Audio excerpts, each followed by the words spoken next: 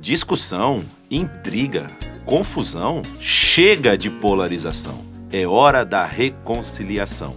Esse é o tema da nossa mensagem baseada na segunda carta do apóstolo Paulo aos Coríntios, capítulo 5. E nós convidamos você a estudar conosco sobre esse tema tão importante do ministério da reconciliação, o ministério que Deus deu à sua igreja. Então, assista conosco, aprenda, curta, compartilhe esse vídeo também, se inscreva aqui no nosso canal do YouTube e compartilhe com todas as pessoas que você conhece para abençoar o maior número de vidas possível.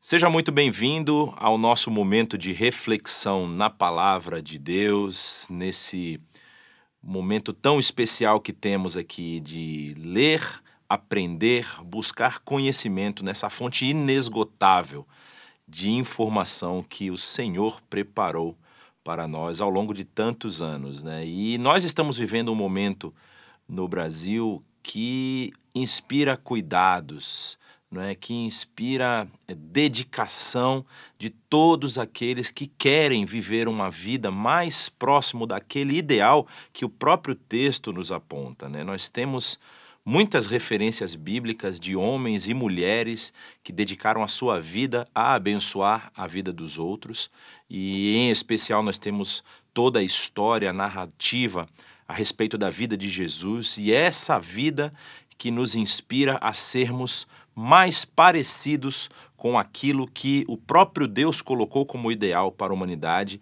que é representado ali no seu Filho. É claro, nós temos um presente que esse Filho nos traz, que é a salvação através do seu sacrifício por nós.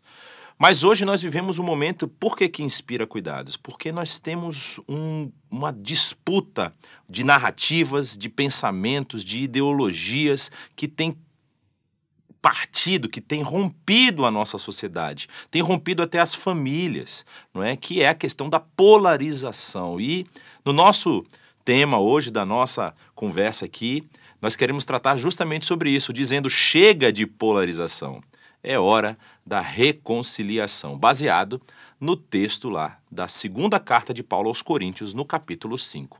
Então, eu convido você a acompanhar comigo a leitura para nós podermos entrar no que esse texto nos apresenta e também pensarmos como podemos e como devemos agir nessa situação e nesse mundo que nós estamos enfrentando, vivendo e tudo que temos enfrentado até aqui. Leia comigo o que está escrito lá na carta de Paulo, a segunda carta de Paulo aos Coríntios. O texto diz o seguinte: uma vez que conhecemos o temor ao Senhor, procuramos persuadir os homens. O que somos está manifesto diante de Deus e esperamos que esteja manifesto também diante da consciência de vocês. Não estamos tentando novamente recomendar-nos a vocês, porém, lhes estamos dando a oportunidade de exultarem em nós, para que tenham o que responder aos que se vangloriam das aparências e não do que está no coração. Se enlouquecemos, é por amor a Deus. Se conservamos o juízo, é por amor a vocês. Pois o amor de Cristo nos constrange, porque estamos convencidos de que Ele morreu por todos. Logo, todos morreram. E Ele morreu por todos para que aqueles que vivem já não vivam mais para si mesmos, mas para aquele que por eles morreu e ressuscitou. De modo que, de agora em diante, a ninguém mais consideramos do ponto de vista humano. Ainda que antes tenhamos considerado Cristo dessa forma, já não o consideramos assim. Portanto, se alguém está em Cristo, é nova criação. As coisas antigas já passaram, e eis que surgiram coisas novas. Tudo isso provém de Deus, que nos reconciliou consigo mesmo por meio de Cristo e nos deu o ministério da reconciliação. Ou seja, que Deus, em Cristo, estava reconciliando consigo o mundo, não levando em conta os pecados dos homens, e nos confiou a mensagem da reconciliação. Portanto, somos embaixadores de Cristo, como se Deus estivesse fazendo o seu apelo por nosso intermédio. Por amor a Cristo, lhes suplicamos, reconciliem-se com Deus. Deus tornou pecado por nós aquele que não tinha pecado, para que nele nos tornássemos justiça de Deus. Como cooperadores de Deus, insistimos com vocês para que não recebam em vão a graça de Deus. Pois ele diz: eu o ouvi no tempo favorável e o socorri no dia da salvação. Digo-lhes que agora é o tempo favorável. Agora é o dia da salvação. Esse é um texto muito emblemático da trajetória ministerial do apóstolo Paulo. Como nós vamos perceber na história que é narrada no livro de Atos, o apóstolo Paulo ele entra ali na narrativa do livro de Atos num momento muito marcante na vida da igreja, que é o apedrejamento de Estevão, que era um dos seguidores de Jesus que estava trabalhando na igreja em Jerusalém. E aí ele diz no capítulo 8, início do capítulo 8, que o apóstolo Paulo assistia e consentia com aqueles que estavam executando o discípulo Estevão, que ele na verdade era um dos diáconos daquela igreja, e diz que o apóstolo Paulo estava ali acompanhando o apedrejamento dele. E no capítulo 9, o apóstolo Paulo entra de vez na história, na narrativa apresentada no livro de Atos, no seu momento de conversão. Quando ele vai ver uma luz muito forte no caminho a Damasco e ele cai no chão, cai por terra e uma voz fala dos céus com ele perguntando por que ele estava perseguindo. E quando Paulo pergunta quem está perguntando isso, ele diz: eu sou o Senhor a quem você persegue. É quando Jesus Cristo se apresenta para Paulo e Paulo vai ter a sua vida transformada para se tornar um arauto de Deus, um embaixador de Deus, um defensor aí da causa do Evangelho. Mas é interessante a gente perceber que na continuidade do livro de Atos, em vários momentos a gente vai ver a história de Paulo passando por várias cidades. Ele vai fazer 3 viagens missionárias, não é, que são bastante detalhadas, inclusive, no livro de Atos, e em cada uma dessas viagens ele vai ter experiências com cidades diferentes, com pessoas diferentes. Na segunda e na terceira viagem, ele acaba revisitando algumas dessas cidades, passando mais tempo em um lugar ou em outro. Por exemplo, na primeira viagem, o apóstolo Paulo passa ali pela região da Galácia, e aí, de acordo com os estudiosos, é muito provável que foi no final dessa viagem, quando ele estava voltando para se encontrar com os irmãos em Jerusalém, o que vai estar ali por volta do capítulo 15 do livro de Atos, que ele escreve a carta aos Gálatas, que é a primeira carta que é considerada o primeiro escrito do apóstolo Paulo. Na sua segunda viagem, o texto de Atos capítulo 18 e 19 vai narrar que o apóstolo Paulo passou 1 ano e meio pregando na cidade de Corinto, que fica lá do outro lado da região ali do mar Mediterrâneo, próximo ao mar Egeu. E quando Paulo esteve em Corinto, a maioria dos estudiosos entende que o apóstolo Paulo escreveu 2 cartas à igreja em Tessalônica, as famosas cartas aos Tessalonicenses. E ele escreve de uma forma que, de acordo com o que o texto de Atos vai nos explicar, é como se ele tivesse deixado um emissário lá, e provavelmente foi Timóteo quem ficou um período lá, inclusive Atos vai mencionar isso, e ele pode estar escrevendo para essa igreja, inclusive referendando Timóteo como líder que ele deixou no local, né? Porque Timóteo aparentemente era uma pessoa muito jovem. E isso vai acontecer por volta do meado da sua segunda viagem missionária, por volta do ano 50, 51, que é o período em que o apóstolo Paulo passou ali naquela cidade em Corinto. E aí nós temos uma terceira viagem missionária do apóstolo Paulo, e nessa terceira viagem nos é informado que o apóstolo Paulo ele passa um bom tempo, cerca de 2 anos, na cidade de Éfeso. E em Éfeso ele recebe alguns irmãos provenientes da igreja que ele havia fundado na sua segunda viagem, nesse período de 1 ano e meio, da cidade de Corinto. E isso é muito interessante, porque a gente vai entender, lendo o livro de Atos, que esse período que o apóstolo Paulo esteve ali na cidade de Éfeso foi um período de alguns escritos dele, né? A gente sabe, por exemplo, que estudando as cartas de Corinto, as 2 cartas, 1ª e 2ª aos Coríntios, a gente consegue identificar pelo menos uma carta a mais que se perdeu. Porque na primeira carta aos Coríntios existe uma frase quando o apóstolo Paulo diz, como eu já lhes escrevi anteriormente.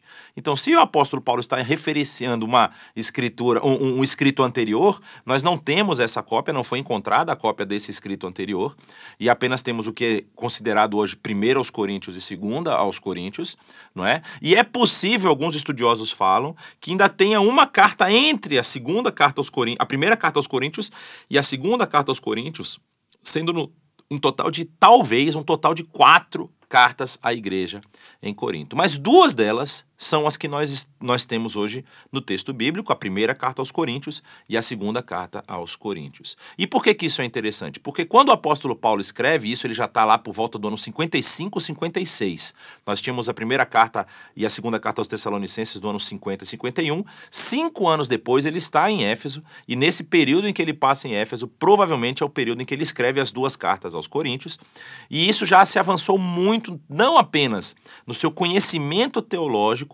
no seu relacionamento com Deus, no seu relacionamento com o Senhor Jesus, mas também ele tem muito mais experiência da vivência das igrejas que estavam sendo fundadas e dos problemas que essas igrejas estavam enfrentando. E vou falar uma coisa para vocês. Talvez você fique pensando assim, eu sonho em viver o período dos apóstolos, eu sonho em voltar ao período lá em que os apóstolos estavam fundando as igrejas, que as igrejas elas eram espirituais, as igrejas elas eram amorosas, elas tinham vivência completa desse amor pleno de Cristo Jesus, e não havia os problemas que nós enfrentamos hoje nas nossas igrejas. Eu, inclusive, me afastei da igreja porque eu não aguento tantos problemas, tantas discussões, tantas diferenças de opinião, tanta polarização. Será? Será que as igrejas eram assim tão boas e tão perfeitas aos nossos olhos? Será que a gente consegue extrair isso lendo as cartas do apóstolo Paulo, por exemplo? Veja só comigo que interessante, um pequeno resumo da primeira carta de Paulo aos Coríntios. Nós lemos a segunda carta de Paulo aos Coríntios, mas veja um pequeno resumo da primeira carta de Paulo aos Coríntios, só para vocês verem as dificuldades e lutas que o apóstolo Paulo estava enfrentando com aquela igreja. Olha que interessante. A igreja em Corinto, a primeira carta de Paulo aos Coríntios, ela tem 16 capítulos. E em cada capítulo a gente consegue pensar aqui algum assunto de dificuldade que a igreja estava enfrentando. Querem ver? Olha só. No primeiro capítulo ele já apresenta que havia divisões e facções dentro da igreja, uma polarização claramente escancarada aí, né? Vaidade e orgulho entre os coríntios. Também tinha focos em sabedorias mundanas, ou seja, aquilo que o apóstolo Paulo tinha apresentado como sendo o evangelho de Cristo Jesus estava sendo substituído pelas filosofias gregas comuns da época. No capítulo 2 havia uma dependência dessa sabedoria humana em vez da sabedoria do Espírito. Também se falava de falta de discernimento espiritual e compreensão. Capítulo 3, imaturidade e inveja entre os coríntios. Apego excessivo a líderes humanos, há uma discussão dizendo que eu sou mais importante do que vocês porque eu sigo o apóstolo Paulo. O outro dizia, não, mas eu sigo o Cefas, que é o apóstolo Pedro. Outros falavam, não, nós seguimos Apolo. E ainda tinha aquela facção que dizia, eu sou de Jesus Cristo, ou seja, nenhum desses líderes humanos aí valem nada, o que importa é seguir a Jesus. Então imaginem a divisão que estava acontecendo dentro da igreja. No capítulo 4, há um mal entendido sobre o papel dos apóstolos e da sua autoridade. Falta de humildade e orgulho entre os coríntios. No capítulo 5, aceitação de imoralidade sexual dentro da igreja. Falha em disciplinar e abordar o pecado. Olhem bem, será que isso só acontecia nos nossos tempos? Não, a gente está vendo isso desde os tempos bíblicos. Capítulo 6, processos judiciais entre os crentes. Uma reclamação que o apóstolo Paulo faz. Será que não há sábios e anciãos aí no meio de vocês que possam julgar as suas causas? No capítulo 6 ainda tem a questão da imoralidade sexual e do mau uso do próprio corpo como sendo o templo do Espírito Santo. Capítulo 7, confusão em questões relacionadas ao casamento, ao celibato e ao divórcio, que era um problema já naquela época. Falta de compreensão do valor do celibato, que ele vai dar uma explicação no capítulo 7. Capítulo 8, questão da comida sacrificada aos ídolos e o seu impacto na consciência dos cristãos ali daquela época. Divisões e conflitos em relação ao consumo de carne sacrificada a ídolos. No capítulo 9, dúvidas e perguntas sobre o apostolado de Paulo e o seu direito de receber apoio. Necessidade de autodisciplina e disposição para sacrificar direitos pessoais. Capítulo 10, participação em cerimônias religiosas pagãs e o perigo da idolatria. Descontentamento e murmuração dos coríntios, ou seja, eu estou dando para vocês um banquete de reclamações aqui que estavam acontecendo na igreja em Corinto. No capítulo 11, desordem e impropriedade durante a celebração da ceia do Senhor, esse memorial tão marcante na vida da igreja. Questões relacionadas aos papéis de gênero e comportamento durante o culto, que era um problema muito sério naquela sociedade. Capítulo 12 fala de maus entendidos e abusos em relação aos dons espirituais, ou seja, até aqueles que achavam que eram mais espirituais que os outros também arrumavam confusão, falta de unidade e harmonia dentro do corpo de Cristo. No capítulo 13, a sua ode ao amor, aquele famoso texto, ainda que eu falasse a língua dos homens ou a língua dos anjos, sem amor isso não seria de valor algum. Não é? Então, a ausência de amor e o seu papel no exercício dos dons espirituais. Negligência da importância do amor em favor dos dons temporários. Ou seja, a gente às vezes se apega mais a um dom temporário e esquece de exercer o dom do amor uns pelos outros. Capítulo 14 vai falar sobre a desordem e a confusão no exercício dos dons espirituais durante o culto. A importância da edificação e compreensão para a congregação. Ele vai enfatizar muito isso, que a profecia ela tem um valor mais excelente do que, por exemplo, o dom de manifestação de dons de línguas, porque a profecia edifica a igreja. Então, tudo que for para edificação de igreja deve ter proeminência. Capítulo 15 vai falar sobre negação ou confusão em relação à ressurreição de Cristo. Havia uma discussão se realmente Cristo havia ressurgido ou não, e essa discussão é apresentada no capítulo 15. Questões sobre a natureza do corpo ressurreto, como é que vai ser essa ressurreição, também foram apresentados ali no capítulo 15. E no capítulo 16, para finalizar, né, parece que é um capítulo, vamos encerrar aqui, eu quero agradecer todo mundo que está me ouvindo, mas na verdade ainda tem questões relacionadas ao valor que Paulo estava levantando para abençoar a igreja em Jerusalém, que estava passando por dificuldades por conta da perseguição, e também a importância de honrar e de apoiar líderes espirituais. Então você vê que talvez você não tivesse essa compreensão, você já pode ver que a igreja em Corinto, sim, enfrentava problemas. A igreja em Corinto tinha muitos assuntos, muitos temas que polarizavam a sua audiência, polarizavam ali as pessoas que estavam frequentando. E isso nada difere dos nossos dias. Nós temos hoje na igreja pessoas que têm posições políticas diferentes, posições sociais diferentes, pensam de forma diferente, por exemplo, na questão da função e da missão da igreja, mas nós precisamos voltar o nosso olhar para o que a palavra de Deus nos ensina a respeito disso.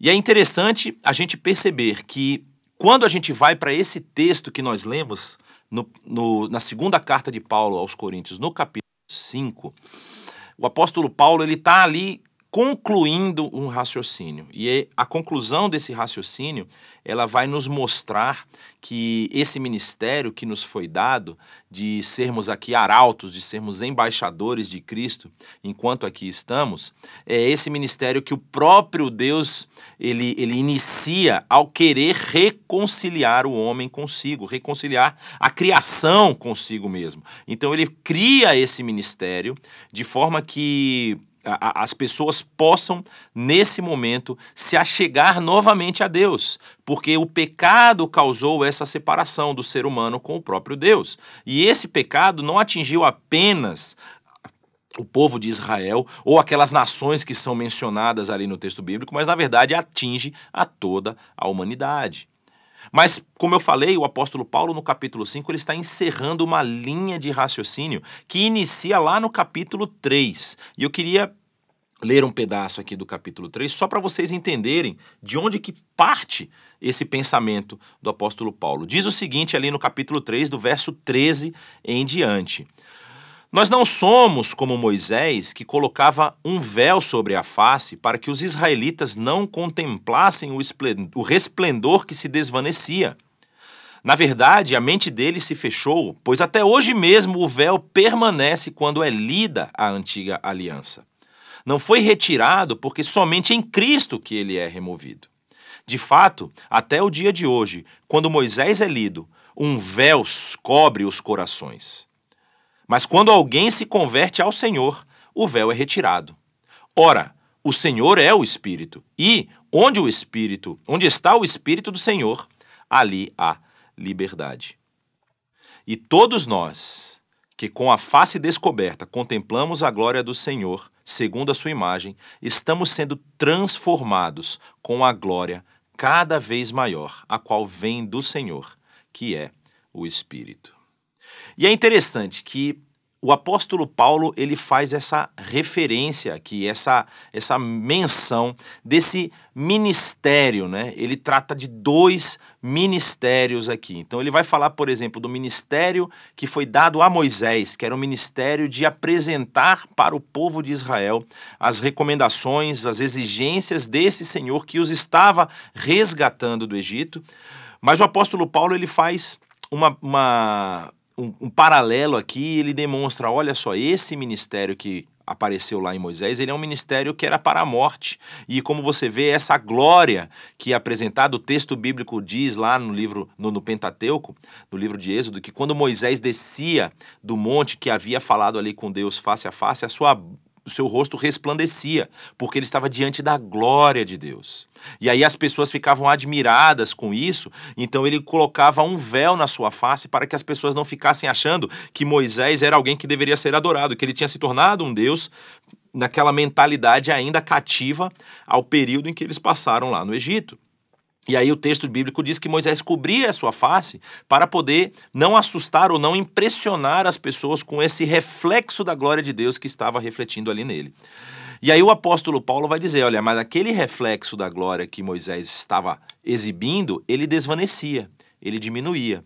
E agora o ministério que foi dado a nós é um ministério que a glória vai só aumentando, porque é o ministério da glória de Cristo Jesus. Então, há um grande paralelo aqui entre o ministério que o apóstolo Paulo exercia e em contraste com o ministério que foi dado a Moisés, que era ensinar ao povo a antiga aliança, como é mencionado aqui no texto. Mas essa antiga aliança, que é a lei de Deus para o povo, ela simplesmente servia para mostrar como o povo estava fora dos planos de Deus. E isso é muito importante, porque à medida que nós percebemos que não há nenhuma ação humana que é capaz de nos aproximar de Deus, mas é o próprio Deus quem decide se aproximar de nós, nós precisamos começar a prestar atenção o que esse Deus quer de nós. O que esse Deus espera que nós façamos, uma vez que nós estamos agora nessa nova perspectiva, nessa nova aliança. E é interessante que ele ainda vai fazer um paralelo dizendo assim, Moisés, ele recebeu as letras encravadas em pedra. Só que agora nós que pertencemos a esse ministério da reconciliação temos as letras gravadas no nosso próprio coração, em carne, é o que o texto vai dizer. E é interessante ele falar sobre esse véu do rosto de Moisés e o véu que cobre os corações daqueles que ainda estão ligados e ouvindo a antiga aliança. E ele vai dizer que somente com o entendimento da missão e da função do nosso Senhor Jesus Cristo é que as pessoas vão ter esse véu removido do seu coração. E essa conversão, como ele menciona aqui no verso 16 do capítulo 3, ele diz, quando alguém se converte ao Senhor, esse véu é retirado. E você agora começa a perceber, a experimentar a glória do Senhor cada vez maior através da sua própria vida. E o que nós vamos perceber? Nós vamos perceber que essa nova visão, essa nova interpretação, entendimento desse ministério que agora foi passado para aqueles que seguem ao Senhor Jesus, aqueles que são chamados à igreja do Senhor. Esse ministério, ele tem justamente essa missão de apresentar a nova aliança em Cristo Jesus, para que as pessoas tenham o seu véu, o véu que cobre os seus corações retirado.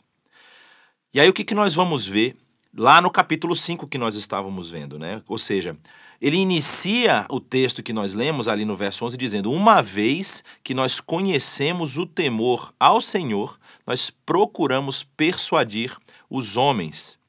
E é interessante porque o temor do Senhor, ele significa justamente esse respeito e essa reverência por Deus. A partir do momento em que eu entendo qual é a minha posição, qual é a minha situação diante de Deus, e eu percebo que aquilo que a lei falava, ele não tinha o poder de me purificar, de me tornar puro diante do próprio Deus, a gente vai entender que eu preciso caminhar na direção de obedecer os mandamentos de Deus. Mas esses mandamentos não são a lei, são aquilo que o próprio Senhor Jesus explicou para a gente enquanto esteve aqui. E a gente começa, ou seja, a gente parte do pressuposto de que Deus, com seu amor e com a sua graça e com tudo aquilo que Ele apresenta para nós no texto bíblico, Ele vai, no final das contas, relevar toda a nossa ignorância, toda a nossa teimosia, a dificuldade em seguir, em caminhar nos próprios passos que Ele determinou para nós. Mas, na verdade, se a gente ler o versículo que está no anterior, o versículo 10 do capítulo 5, vai dizer assim: pois todos nós devemos comparecer perante o tribunal de Cristo, para que cada um receba de acordo com as obras praticadas por meio do corpo, quer sejam boas, quer sejam más. Ou seja, esse julgamento que irá ocorrer para todas as pessoas aponta para a necessidade que nós temos de nos posicionar e de nos policiar a andarmos de acordo com o que o Senhor tem para nós. E esse temor, ele também nos motiva a ajudar os outros a se reconciliarem com Deus. Ou seja, o apóstolo Paulo continua dizendo aqui, né? O que somos está manifesto diante de Deus e esperamos que esteja manifesto diante da consciência de vocês. Nós não estamos tentando novamente recomendar-nos a vocês, porém lhes estamos dando a oportunidade de exultarem em nós, para que tenham o que responder aos que se vangloriam das aparências e não do que está no coração. Ou seja, a partir do momento em que eu entendo que vai haver um julgamento para todas as pessoas e todas as ações, e eu tenho esse temor, sabendo que esse justo juiz não vai julgar apenas, pode dizer assim, parcialmente. Ou seja, ele não vai escolher aqueles que ele vai salvar e vai dizer, esse aqui, tudo bem, o pecadinho desse aqui eu vou passar pano. Não, todas as ações, todos os erros, todos os acertos também, eles serão colocados diante do grande e do justo juiz, e todas as pessoas vão passar a sua vida, ou seja, vai ter aquele flashback, né? Você vai ver o seu filme sendo revelado diante dos seus olhos para Deus apontar aquilo que você fez de bom e de ruim. E aí, quando nós pensamos nisso, nós não podemos olhar apenas para a nossa vida. Nós não podemos olhar apenas para aquilo que nós somos. Ou seja, será que eu estou vivendo uma vida que segue os caminhos do Senhor? Será que eu estou vivendo uma vida que agrada a Deus? Será que eu estou vivendo uma vida que reflete a mensagem de Cristo Jesus que Ele deixou aqui na terra para ser sal e luz do mundo? E aí, a partir do momento em que eu penso isso, eu tenho que pensar, como será que as pessoas estão vivendo a vida delas? E vamos fazer uma ressalva muito importante aqui. Não se trata de se tornar um enxerido, de você começar a fuçar e charfundar a vida das pessoas ao seu redor. Pelo contrário, é de você apresentar a essas pessoas o impacto que o amor de Deus causou na sua vida. Para que essas pessoas, vendo o seu exemplo, conhecendo você, possam dizer, ele tem alguma coisa de diferente. Ele tem alguma coisa que eu posso imitar. Ele tem alguma coisa que realmente me impulsiona a ser melhor do que eu sou. E isso não vem de nós, vem justamente dessa reconciliação que nós recebemos através de Cristo Jesus. Ou seja, ainda que às vezes as pessoas possam duvidar ou ter objeções, nós devemos abordá-las com compreensão e com compaixão. Diz assim, se nós enlouquecemos, é por Deus. Ou seja, se para o mundo, se para as pessoas que estão lá fora, que não têm um relacionamento com Deus e que olham as coisas que as pessoas que seguem ao Senhor Jesus estão fazendo, se lançando em missão suicida para poder salvar outras pessoas, indo para outros países, abandonando riqueza, fama e poder para transformar a situação daqueles lugares, doando dos seus próprios recursos para melhorar a vida de pequenas crianças e de pessoas adultas também que têm passado por dificuldade. Aquilo que a sociedade vai olhar e falar, mas esse cara é louco, ele está perdendo dinheiro, ele não está pensando no futuro, ele não está pensando na sua família, o que ele está fazendo? Ou seja, se nós enlouquecemos para a sociedade, é por amor a Deus que nós enlouquecemos. Agora, quando nós vamos tratar com as pessoas, nós não vamos parecer loucos, descabelados, com roupa rasgada. Nós vamos apresentar a consciência plena e pura do Espírito Santo através de nós, que é um juízo mais excelente do que esse juízo que está aí fora. Ou seja, eu lembro muito daquela passagem quando Jesus é colocado em xeque pelos líderes religiosos de Jerusalém com uma mulher que foi pega em adultério. Jesus não passa a mão na cabeça da mulher dizendo assim, ela é boazinha, coitada, ela só caiu, teve um problema. Aqueles líderes queriam apedrejar a mulher porque foi pega em adultério. E Jesus responde para eles, olha, se vocês também estiverem sem nenhum erro, vocês podem atirar as pedras. Ou seja, ela não pecou? Então executem ela, mas executem ela de uma forma justa. Ou seja, se vocês não têm nada para se arrepender, joguem a pedra. Se vocês estão justos diante do Senhor, joguem a pedra. E todos eles sabiam que não estavam. E aí Jesus vira para aquela mulher e falou, olha, você teve uma oportunidade de recuperação. Vá, siga a sua vida e não volte a pecar. Ou seja, esse juízo mais excelente é para abençoar e transformar a situação das pessoas que estão ao nosso redor. E aí o texto vai continuar, né? Pois diz assim, pois o amor de Cristo nos constrange, porque estamos convencidos de que um morreu por todos, logo todos morreram. E ele morreu por todos para que aqueles que vivem já não vivam mais para si mesmos, mas para aquele que por eles morreu e ressuscitou. Ou seja, essa demonstração de amor de Jesus por nós, ela é inigualável.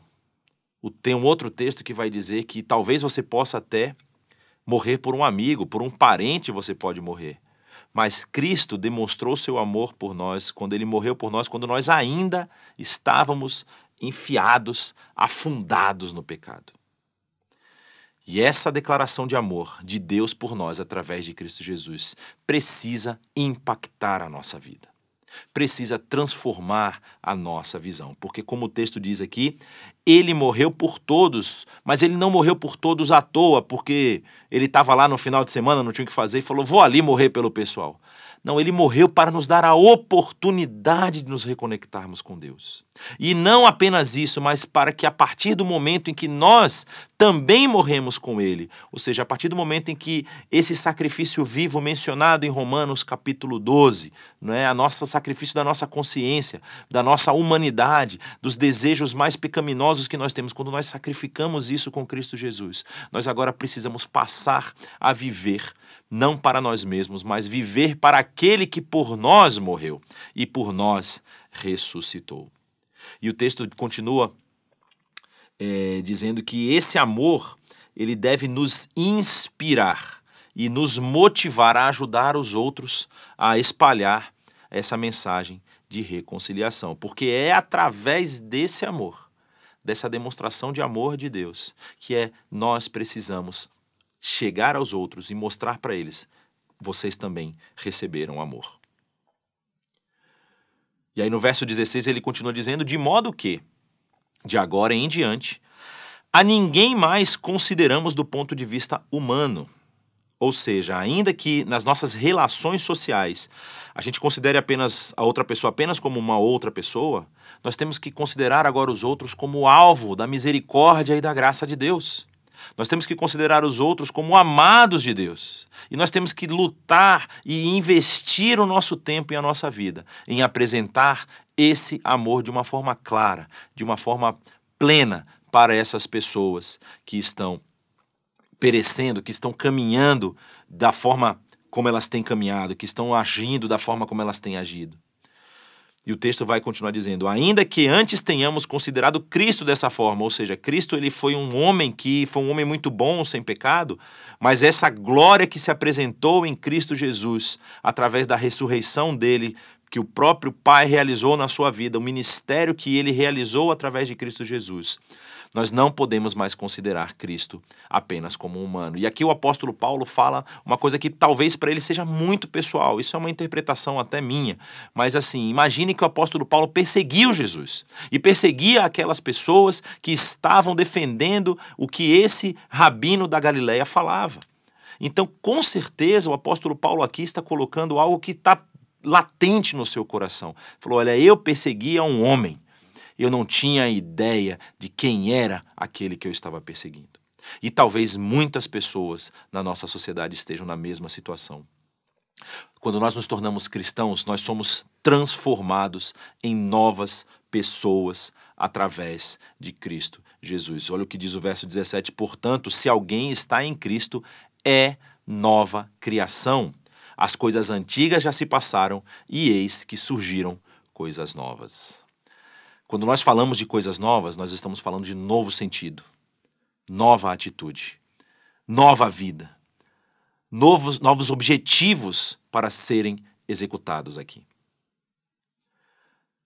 Os objetivos que nós temos para a nossa vida, que nós traçamos lá na nossa infância, adolescência, juventude, eles precisam agora ser realinhados a essa nova realidade. Em Cristo, nós somos chamados para sermos novas pessoas, novas criaturas. E essa mudança, ela nos dá a capacidade de viver e compartilhar a mensagem da reconciliação. A partir do momento que eu entendo que eu agora não posso considerar os outros e nem a mim mesmo de uma forma apenas mundana, eu preciso entender que eu tenho uma conexão perene, eterna com o Deus Criador e sustentador de todas as coisas. Eu agora preciso viver para espalhar essa mensagem. E aí o texto bíblico vai nos dizer, na sequência, que tudo isso, toda essa transformação, tudo que nós vivemos, tudo que nós passamos, tudo isso provém de Deus, que nos reconciliou consigo mesmo por meio de Cristo e nos deu o ministério da reconciliação. Nós podemos experimentar um novo começo e ajudar os outros a fazer o mesmo. A partir do momento em que Deus realiza isso, não somos nós que conseguimos subir uma corda muito grande, uma escada muito grande e chegamos a Deus, batemos lá na porta do céu e falou, Deus, me aceita aqui, por favor. É Deus quem se reconcilia conosco. É Deus quem realiza todo o movimento em direção ao homem para que nós tenhamos a oportunidade de termos comunhão com Ele. E isso nos abre a oportunidade de sermos coparticipantes com Deus e com Cristo na expansão do seu reino, através do Espírito que passa a habitar em nós. Então, esse ministério que foi inaugurado ali com Cristo Jesus, de reconciliar consigo mesmo toda a criação, toda a humanidade, ele abre essa oportunidade, agora está nas mãos da igreja. A igreja é essa ferramenta de espalhar a boa mensagem de Deus ao mundo, de espalhar a informação, a notícia, o evangelos, como diz a palavra grega, o evangelho, ev é bom e angelos é mensagem, a boa mensagem, a boa nova de que Cristo morreu por todos e nós precisamos mudar a nossa atitude diante dessa nova realidade.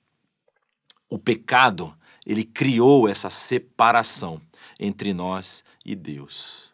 Mas através de Cristo Jesus, nós temos uma ponte que nós agora podemos atravessar para voltar a ter comunhão com Deus. Verso 19 diz, ou seja, que Deus em Cristo estava reconciliando consigo o mundo, não levando em conta os pecados dos homens, e nos confiou a mensagem da reconciliação. Você já pensou o quão maravilhoso isso é? Você já parou para imaginar que a sua vida, com tudo aquilo que você já planejou fazer, com todas as atividades que você planejou realizar, com os objetivos que você queria alcançar, as vitórias, a vitória financeira, a vitória acadêmica, você ter uma família, tudo isso estava fadado ao fracasso e à destruição? Porque depois que você morresse, você não ia aproveitar mais nada disso, as ligações, as conexões que você fez aqui, tudo acabaria. E aí, através de Cristo Jesus, você tem uma nova oportunidade de não perpetuar esses laços que você criou aqui, mas de perpetuar laços celestes, de levar pessoas a habitarem na presença do Senhor, pessoas a terem relacionamento com Ele, pessoas a serem reconectadas, reconciliadas, acabando essa polarização que o pecado trouxe entre nós e Deus.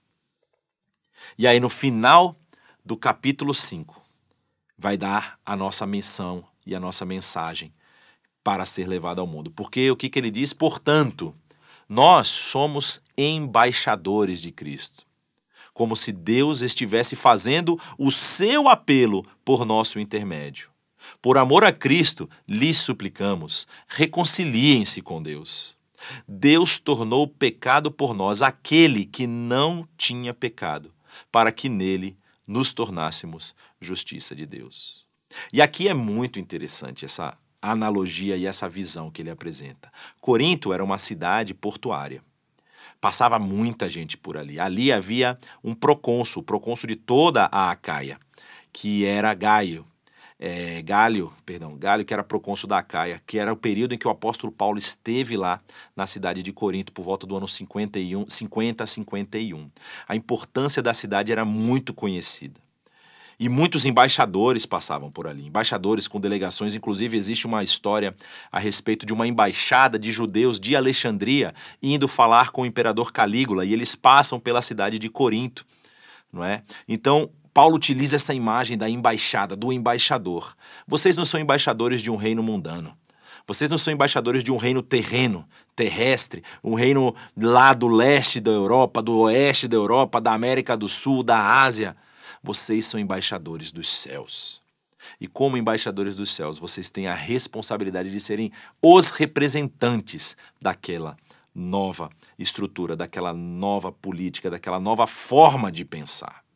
E o que é mais interessante é que ele não descarta de forma alguma a posição de juiz, de líder máximo de toda a criação que Deus tem, porque ele diz, olha só, que esse Deus todo-poderoso, esse grande rei de toda a história, de toda a humanidade, de todo o universo, ele decidiu transformar, ou seja, tornar pecado aquele que não tinha pecado, que é o próprio Senhor Jesus, ou seja, através do sacrifício de um inocente, ele carregou em cima dele toda a culpa de toda a humanidade, para que através desse sacrifício nós nos tornássemos os arautos da justiça de Deus. E o que está querendo dizer esse texto aqui? Que nós temos a oportunidade de apresentar essa mensagem de reconciliação a todas as pessoas, mas as pessoas vão ser julgadas de acordo com a resposta que elas dão a essa mensagem. Ou seja, Deus nos convida a nos reconciliarmos com Ele através de Jesus. Nós colocamos a reconciliação em prática em nossa vida diária. Eu passo a viver agora de acordo com esses novos valores desse reino de quem eu me tornei embaixador, de quem eu me tornei um arauto. Isso começa admitindo os nossos erros e depositando a nossa fé nesse Senhor e Salvador Cristo Jesus. É assim que nós iniciamos a nossa caminhada no reino. Através do sacrifício de Jesus, através dessa demonstração enorme de amor, esse amor invade a nossa vida.